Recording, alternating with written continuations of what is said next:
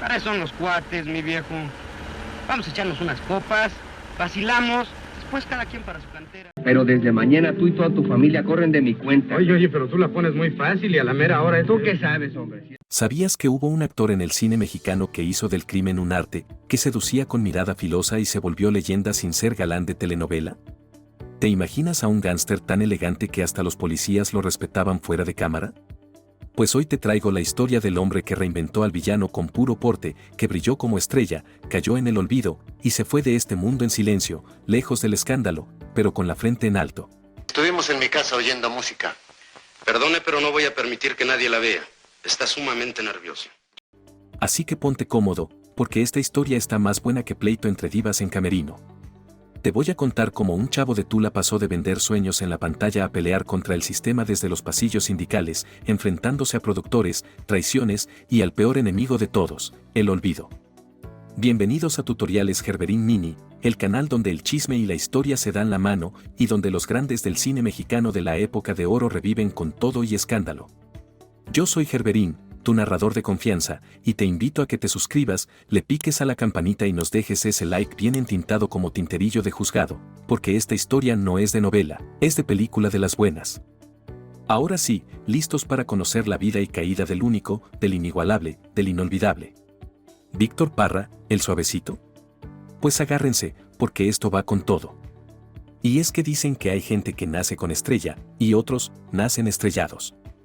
Pero en el caso de Víctor Parra, parece que nació con cara de malo, voz de poeta y carácter de machete afilado. Antes de convertirse en el galán más rudo del cine mexicano, fue simplemente un chavo de Tula Hidalgo, que soñaba con comerse el mundo, aunque fuera a cachetadas. Nació en 1920, en medio de una época bronca, donde la revolución ya había dejado más cicatrices que héroes. Y como tal, yo le aseguro que el consorcio vigilará celosamente, porque no se fije ningún precio que no haya sido autorizado. Creció entre calles de tierra, sermones de pueblo y cine mudo en carpa, y desde morrito se clavó con eso de ver historias en la pantalla. Pero mientras muchos soñaban con ser héroes o charros, a él lo fascinaban los que hablaban con los puños, los de sombrero ladeado, los que daban miedo con solo una ceja levantada. Ya de adolescente, se fue a la Ciudad de México, buscando suerte como tantos otros. Llegó sin nada, sin palancas, sin apellido famoso y con una cartera más flaca que tortilla de fonda. Se metió a hacer de todo, desde vender cosas en la calle hasta picar piedra en papeles de relleno en los estudios. Ahí fue donde comenzó a dejar huella, aunque fuera con la pura mirada. Y ojo, que aunque era guapo, alto y con una sonrisa coqueta, lo que más llamaba la atención era su presencia. Bueno, eso es asunto que a ti no te importa. Sí que me importa. No quieres irte para esperar que Luis regrese de su pueblo, ¿no? Tenía eso que no se aprende, pinta de peligro. No era el típico charrito de bigote noble ni el patiño que hacía reír. No, Víctor era como un animal encerrado, elegante pero listo para soltar el zarpazo. Y eso, en un México lleno de héroes buenos y puritanos, resultó oro puro para los productores. Su primer papel importante lo consiguió en 1945, en una cinta de bajo perfil llamada La sombra de Chucho el Roto. Ahí no era el protagonista, pero bastó con una escena para que alguien en la industria dijera, a este compa no lo puedes dejar suelto, porque se roba la cámara. Y así, con más ganas que fama, fue escalando. Tuvo que morder polvo varias veces, aceptar papeles de villano que nadie quería y aguantar que lo encasillaran como el malo de la película. Pero lejos de frustrarse, Víctor Parra hizo de la villanía un arte y comenzó a construir un personaje que no existía en el cine nacional, el gángster de barrio con clase, el bandido con alma de poeta. Pero todavía faltaba lo mejor, ese momento que lo pondría en la historia del cine mexicano como el rey del arrabal, el suavecito de los pachucos y el cinturita más letal del barrio. Después de corretear la chuleta en papeles de relleno y quedarse con las ganas de un protagónico, Víctor Parra tuvo su primer golpe de suerte, y vaya que fue un derechazo directo al estrellato, cuando cayó en el radar del director Alejandro Galindo, ese maestro que sabía retratar al México rudo, con sudor, mugre y dignidad. Y fue así como lo amarraron para interpretar a Joe Randa, el boxeador gringo que haría la vida imposible al pobre David Silva en Campeón sin corona. Ahí ya no era un extra ni un bandido genérico. Víctor se caló los guantes, se armó de bravura y le metió tanto veneno al papel que cada vez que salía en pantalla parecía que iba a romperla. Con ese papel, demostró que ser el villano no era un castigo, era un privilegio. Y aunque David Silva era el protagonista, nadie olvidó al gringo pesado, con mirada de plomo y puños de roca. No te fíes que si no tratas de decir pueden cambiar las cosas. No se decide. Fue el primer aviso de que Víctor Parra no estaba jugando. La crítica se rindió. El público, aunque lo odiaba en la pantalla, no podía dejar de verlo. Y lo mejor, la Academia Mexicana de Cine le dio su primer Ariel como mejor coactuación masculina por su trabajo en El Muchacho Alegre en 1948. Para ese entonces, ya no era el don nadie de los foros. Era el nuevo gallo de los papeles difíciles, el que sabían que podía darle sabor al caldo aunque no fuera el bueno de la historia. Y ese Luis Coronado, no me lo pierdas de vista. Está bien, jefe. Pero no crean que eso le dio la fama completa de un día para otro. Todavía tuvo que rifarse en películas como Juan Charrasqueado, donde le tocaba hacer del otro, del que se quedaba sin la morra, del que perdía el duelo. Y aún así, él se robaba la función, con pura presencia, sin tener que levantar la voz. Si ese día llega, te llevaré conmigo a como de lugar. A diferencia de otros actores que necesitaban verse llorando para demostrar que eran buenos, Parra nomás levantaba la ceja, se acomodaba el saco y ya con eso decías, este sí da miedo. Y no era actuación exagerada, era naturalidad con filo, como si el barrio hablara por su voz. Y no era casualidad. Él venía de abajo, y se notaba. Gracias a ese estilo tan suyo, las puertas se le abrieron en grande. Empezaron a llamarlo para papeles más sabrosos, con más diálogo, más fondo, más barrio. La calle ya lo reconocía y los estudios empezaban a respetarlo. Y ahí fue cuando le cayó la joya de la corona, ese personaje que no solo le cambió la carrera, le dio identidad. Ya se los cuento pronto, porque lo que sigue no fue cualquier cosa. Fue el nacimiento del mito, el Suavecito. Hay personajes que nacen para una sola película y hay otros que nacen para hacer historia. Roberto el Suavecito Ramírez fue de esos que no solo se quedaron en la pantalla, se metieron en la cultura popular, se volvieron referencia y marcaron época. Y el que le dio vida, claro, fue Víctor Parra, en su papel más icónico, más filoso, más inolvidable. Todo empezó como algo chiquito. En Ángeles del Arrabal de 1950, Parra interpretó por primera vez a un tipo elegante, violento, con cara de galán pero corazón de hielo. Vengan esos 5 dedos. Ser amigos. Pasado olvidado, ¿no? La raza lo apodó el Suavecito por esa manera tan fina de moverse entre los bajos fondos. Lo vestían de traje, lo peinaban con brillantina y le ponían un cuetón escondido bajo el saco. Caía bien, pero liquidaba a un cristiano sin parpadear. Y el público, fascinado. Viendo que ese personaje pegó durísimo, no se tardaron en darle su propia película. Así nació El Suavecito de 1951, dirigida por el mismísimo Fernando Méndez, uno de los genios del cine negro mexicano. La cinta fue como un trago de pulque con mezcal sabroso pero peligroso. Mostraba a un México urbano, corrupto, lleno de pasiones, traiciones, casas amorosas y códigos de honor callejeros. Parra se lució como nunca. El personaje era un tipo de barrio que se había refinado a la mala. Tenía códigos propios, hablaba pausado y tenía la frialdad de un lobo. En la historia, seduce, manipula, estafa, se burla de la ley y, como suele pasar con los grandes villanos, acaba mal, pero con dignidad. Esa última escena, donde lo achicalan entre todos hasta dejarlo tirado, es de las más crudas del cine de la época. Y aún así, el público no lo odiaba. Lo admiraba. El papel se volvió tan poderoso que hasta en la vida real empezaron a decirle así, Víctor el Suavecito Parra. La crítica no escatimó elogios. Directores, actores y hasta catedráticos de cine alabaron la cinta por su realismo. Nada de charros ni haciendas, esto era el México de los arrabales, de las colonias bravas, de los que sobreviven a mordidas. Y lo curioso es que ese personaje se volvió escuela.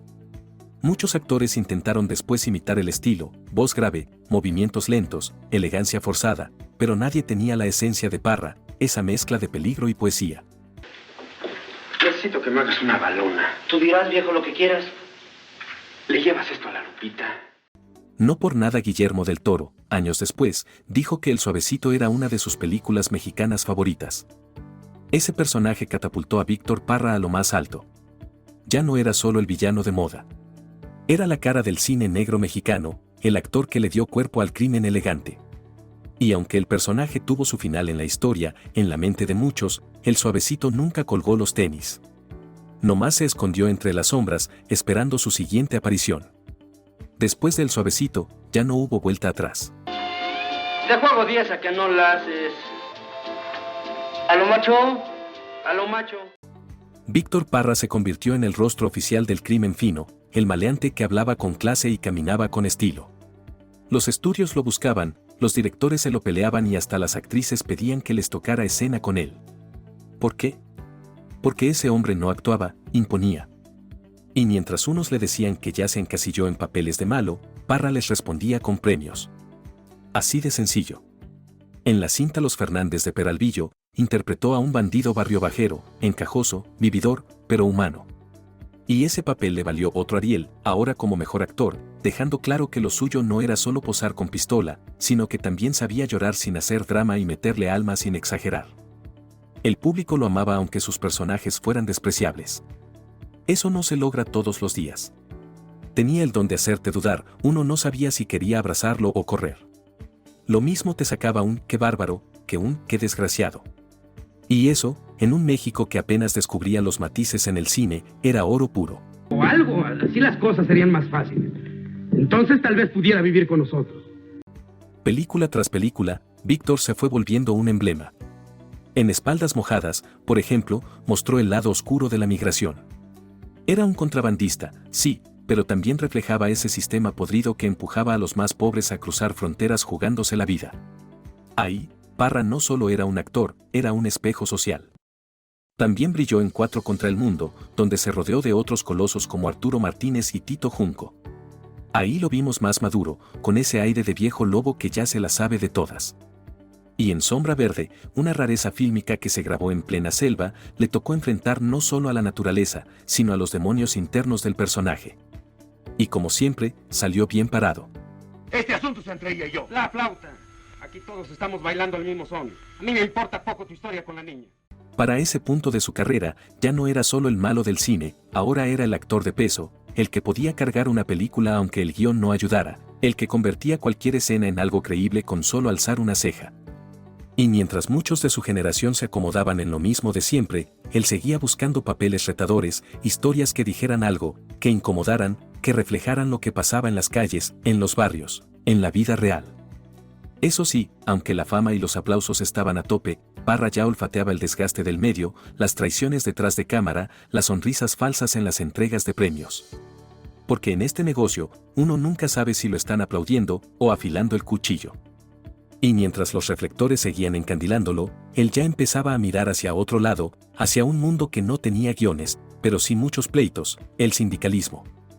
A esas alturas del partido, Víctor Parra ya no era solo un actor reconocido, era un símbolo.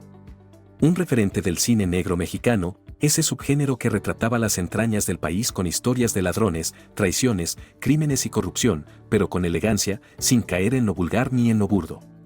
Y si había alguien que podía interpretar a un gángster con traje de lino y pistola en la cintura sin perder el estilo, ese era él.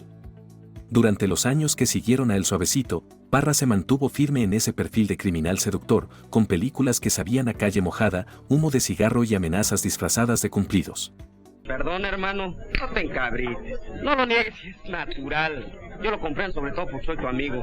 En Herencia Trágica, por ejemplo, lo vimos con un aire más sobrio, casi filosófico, como si ya cargara con todo lo vivido por sus personajes anteriores. Y en La Muerte en el Desfiladero, demostró que el peligro también podía venir desde el silencio, desde una mirada quieta que decía más que 100 diálogos. Tú tienes que ser mía aunque le pese el mundo entero.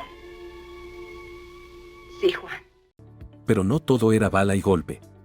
Parra también exploró historias más reflexivas, como en Hombres de Roca, donde los conflictos no eran solo físicos, sino internos. Ahí, su actuación fue contenida, casi minimalista, como si supiera que el tiempo frente a la cámara ya se le estaba acabando. Esta vez tienes la razón, y trato de ayudarte. No necesito ayuda. Porque sí, mientras otros actores buscaban mantenerse vigentes a la fuerza, aceptando cualquier papel con tal de salir en pantalla, Víctor empezó a retirarse sin hacer ruido. Su última aparición oficial en cine fue en El Bastardo, una cinta donde su personaje, como él mismo, parecía vivir en los márgenes, entre lo que fue y lo que ya no será. Y no fue que lo corrieran ni que se quedara sin trabajo. Él mismo decidió bajarse del escenario con dignidad, sin escándalos ni lágrimas, como esos boxeadores que cuelgan los guantes antes de ser noqueados. Prefirió no arruinar su legado con películas de medio pelo o papeles sin sustancia. Porque si algo tenía claro Víctor Parra, era que su estilo no se prestaba para andar haciendo el ridículo por un cheque.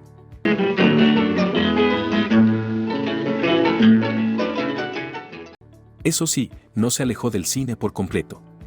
Ya no actuaba, pero observaba, opinaba, escribía y hasta producía de vez en cuando. También empezó a meterse en temas más serios, más calientes, más peleados, los derechos de los actores. Porque así como era bravo en pantalla, también sabía pelear fuera de cuadro, en los pasillos oscuros de los sindicatos, donde los verdaderos tiros eran con palabras. Y fue ahí donde se preparó para una nueva etapa, igual de intensa pero menos aplaudida. Porque del mundo del espectáculo, pasó a convertirse en figura incómoda, pero necesaria. Se venía la época del Parra dirigente. Y esa historia también tuvo lo suyo. Después de tantos años siendo el maleante más elegante del cine, Víctor Parra decidió cambiarla de plomo por la pluma y el set por la asamblea sindical. Y ahí fue donde muchos se dieron cuenta de que, si en pantalla era implacable, en la vida real no se quedaba corto. Porque una cosa era actuar y otra muy distinta era meterse a los terrenos bravos de la política gremial. Aquí no pueden dar con nosotros. Por eso no hay cuidado. El Riendas no llevaba nada encima, ya estaba hecho para eso. Desde que dejó la actuación formal, se clavó de lleno en la ANDA, la famosa Asociación Nacional de Actores. Pero no como uno más. No, señor. Parra llegó con la firme idea de defender a los olvidados, a los actores sin voz, a esos que salían en 2 escenas y se iban a casa sin seguro, sin sueldo digno, sin nada. Y como ya tenía nombre, respeto y una mirada que no dejaba lugar a bromas, no tardó en hacerse notar. Empezó a dar discursos, a pararse en reuniones y a exigir condiciones justas. Y claro, al principio todos lo aplaudían. Pero ya sabes cómo es este rollo. Cuando alguien empieza a mover lo que nadie quiere tocar, los abrazos se enfrían y las sonrisas se convierten en cuchillos. Dentro de la misma ANDA, Parra se ganó enemigos fuertes, de esos que no salían en la pantalla, pero que tenían poder real. Empezaron los rumores, las campañas para desacreditarlo, los portazos en reuniones y hasta los silencios incómodos entre colegas. Se dice que muchos productores dejaron de invitarlo a proyectos, que algunos actores le sacaban la vuelta y que incluso hubo quienes quisieron borrarlo del mapa artístico, así como si nunca hubiera sido parte de la historia. Pero Víctor no era de los que se rajaban. Sabía que estaba tocando fibras sensibles, que había intereses que se manejaban entre copas de coñac y acuerdos tras bambalinas. Y aún así, se mantuvo firme. No por terco, sino por convicción. Él mismo decía que los actores no podían seguir siendo decoración de lujo en un sistema que los exprimía hasta el último peso. Y además aprovecharás el viaje y llevarás algo que necesito enviarle con una persona de absoluta confianza. En más de una entrevista, soltó verdades como puños. Dijo que el cine mexicano estaba tomado por unos cuantos, que los sindicatos se habían vuelto club privado y que ya no se trataba de arte, sino de negocio. Y aunque esas palabras le cerraron muchas puertas, también lo volvieron leyenda entre los actores de a pie, los que apenas alcanzaban para el pasaje, pero soñaban con tener voz. Dicen que una vez, en una reunión tensa, se le acercó un productor pesado para decirle, «Tú ya no importas». Y Parra, sin parpadear, contestó, «Tal vez, pero aún estorbo». Esa frase quedó marcada entre quienes lo conocieron. Porque aunque ya no salía en la pantalla, seguía siendo un protagonista en el detrás de cámaras. Pero esa lucha, como todas las batallas largas, empezó a cobrar factura. El hombre fuerte de la mirada afilada empezó a quedarse solo, entre traiciones, desilusiones y el peso de saberse incómodo para los que movían los hilos. Y así fue como lentamente, Parra pasó de ser el actor favorito del cine negro, al renegado del gremio artístico. Pero eso no lo detuvo. Al contrario, lo hizo más terco. Más terco y más olvidado. Y es que dicen que el cine te da todo, y también te lo quita. Que un día te gritan acción y al otro ni te voltean a ver. Víctor Parra, que supo lo que era brillar con luz propia, también conoció la oscuridad del olvido, esa que no llega de golpe, sino a cuentagotas como una gotera lenta que cala más que una tormenta. Después de años metido en la lucha sindical, Parra se fue alejando del medio artístico. No por falta de talento ni por salud, sino por hartazgo. Ya no lo invitaban a los homenajes, ya no lo mencionaban en los festivales, y los nuevos actores, esos que apenas estaban saliendo del cascarón, ya ni sabían quién era el Suavecito. Como si su legado se hubiera borrado con el paso del tiempo y la llegada del color al cine. ¿Y usted qué? ¿Poco yo me meto en sus asuntos? Voy, uno que trata de ayudarlo. Se cuenta que en sus últimos años vivía con cierta tristeza silenciosa, esa que no se grita ni se llora, pero se nota. Le dolía ver que muchos de los que antes le aplaudían, ahora ni le tomaban la llamada. Algunos aseguran que su casa ya no era lugar de reuniones ni brindis, sino un rincón de recuerdos, de premios empolvados, de guiones guardados y de silencios largos. Una anécdota que corre entre actores de vieja escuela dice que en una ocasión, al verlo en una cafetería, un director joven lo saludó con un "usted no fue actor". Y Parra, con la dignidad que siempre cargó como saco bien planchado, solo respondió, a veces, cuando el cine mexicano lo permitía. Y así eran sus días. Caminatas solitarias, cafés sin prisa y visitas esporádicas de algún colega que aún lo recordaba con respeto. Algunos de sus hijos intentaron reactivar su carrera o acercarlo a nuevos proyectos, pero él ya no estaba para limosnear atención. Prefería el silencio antes que aceptar un papel indigno, prefería el olvido antes que convertirse en parodia de sí mismo. A pesar de todo, nunca se quejó en público. ¿Cómo de que me vuelvo? Entonces, ¿quién va a llevar a las viejas? Nada de eso, agarre una y diviértase. Pero es que yo tengo que... Jamás hizo escándalos, nunca escribió un libro para vengarse de nadie, ni salió a llorar a los medios. Su orgullo era de acero. Pero quienes lo conocieron de cerca sabían que le dolía. Le dolía haberse entregado al cine y terminar como si no hubiera sido parte de él. Algunos de los nuevos rostros del cine apenas si lo nombraban en las entrevistas. Ni homenaje, ni reconocimiento, ni aplauso póstumo. Y aún así, su figura seguía flotando en el aire, como esas leyendas que no necesitan promoción para seguir vivas. Porque aunque las luces se apagaron y los aplausos se callaron, Víctor Parra ya era parte del ADN del cine mexicano, aunque muchos lo olvidaran. Lo que nadie sabía era que el final ya estaba cerca. Un final discreto, sin redobles, sin escena dramática. Pero con el mismo porte que lo acompañó desde el primer cuadro. El último acto de Víctor Parra no fue en un set de filmación, ni en una asamblea sindical, ni en una entrega de premios. Fue en silencio, como los finales que no necesitan aplausos. Sin cámaras, sin reflectores, sin discursos. Porque a veces, los verdaderos gigantes se van sin hacer ruido, pero su sombra se queda para siempre. Corría el año de 1994 cuando el corazón de Víctor Parra dijo basta. Un infarto agudo al miocardio fue la causa oficial. Pero quienes lo conocían bien aseguran que ya venía cansado de tanto olvido, de tanto desencanto, de tanto desdén. Su cuerpo ya no tenía la misma fuerza, pero su espíritu seguía igual de firme. Ángeles, haré lo que tú digas. Vaya, eso es ponerse en razón. Pero devuélveme los documentos y las letras. Su partida no salió en todas las portadas. No hubo homenajes masivos ni caravanas de famosos. Algunos periódicos apenas le dedicaron unas líneas. Su cuerpo fue incinerado, y su nombre, el mismo que décadas atrás encabezaba carteles de cine, se fue desdibujando poco a poco del radar público. Para muchos, su partida pasó casi desapercibida. Y eso, en el fondo duele más que cualquier crítica. Pero la leyenda no se borra con el tiempo. El Suavecito siguió vivo en las cintas polvosas, en los archivos de la Cineteca, en las proyecciones de estudiantes de cine que buscaban entender cómo se actuaba con el puro cuerpo, con la mirada, sin efectos ni artificios. Cada que alguien lo redescubría en una película vieja, volvía a revivir ese gángster elegante, ese villano con alma, ese actor que no necesitaba gritar para dar miedo. Hoy, su nombre se estudia como parte del cine negro mexicano, y aunque su legado fue ignorado por muchos en vida, los que realmente saben de cine lo tienen claro: Víctor Parra fue pionero, fue escuela, fue estilo. Su cinturita, su porte, su voz, marcaron una era. Sabía que no me ibas a fallar. ¿Cómo, hermano? Que ve, y aquí me tienes. Y sí, fue olvidado por la industria que ayudó a levantar, pero nunca por la historia. Porque cada que suena el nombre del Suavecito, cada que alguien ve Campeón sin corona o Espaldas mojadas, ahí está él, diciendo más con una ceja levantada que otros con 100 líneas de guión. Aunque muchos lo quisieron calladito, su mirada, su estilo y su historia siguen hablando fuerte en cada cinta donde se aparece. El Suavecito no dejó este mundo, nomás se fue caminando despacito por el callejón del cine mexicano. Si te quedaste picado con esta historia, ya sabes qué hacer, dale like, comparte este video con tus amigos cinéfilos y suscríbete a Tutoriales Gerberín Mini, donde revivimos las leyendas que el tiempo quiso enterrar, pero nosotros desenterramos con gusto y con puro chisme fino. Déjame en los comentarios qué otra figura olvidada del cine mexicano te gustaría que revivamos con todo y sabrosura. Nos vemos en la próxima. Ya que si no lo contamos nosotros, ¿quién más se va a atrever?